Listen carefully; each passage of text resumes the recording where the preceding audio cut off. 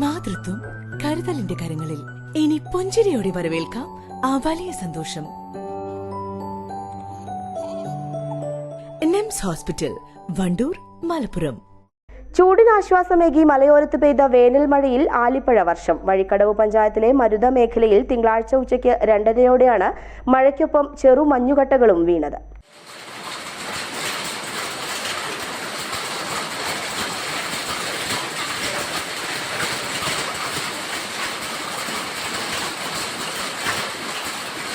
മേഘാവൃതമായ അന്തരീക്ഷത്തിൽ അനുഭവപ്പെട്ട കനത്ത ചൂടിലാണ് ആശ്ചര്യത്തിന്റെയും സന്തോഷത്തിന്റെയും കുളിർമ പകർന്ന് ആലിപ്പഴ വർഷമുണ്ടായത്. ഷീറ്റ് ഓടുമേഞ്ഞ വീടുകളുടെ മുകളിൽ കല്ലു വീഴുന്നതുപോലെ ശബ്ദം കേട്ടാണ് പലരും ശ്രദ്ധിച്ചത്. നോക്കിയപ്പോൾ ചെറിയ മഞ്ഞുകട്ടകൾ. പെട്ടെന്നവ അലിഞ്ഞു. ഫോട്ടോകളെടുത്ത് സമൂഹമാധ്യമങ്ങളിൽ ചിലർ പോസ്റ്റ് ചെയ്തതോടെ നിമിഷം നേരം കൊണ്ട് ആലിപ്പഴം വൈറലായി. നിമിഷ നേരത്തേക്ക് മാത്രമേ പ്രകൃതിയുടെ പ്രതിഭാസമുണ്ടായിരുന്നുള്ളൂ. പിന്നാലെ ശക്തമായ മഴയും കാറ്റുമെത്തി.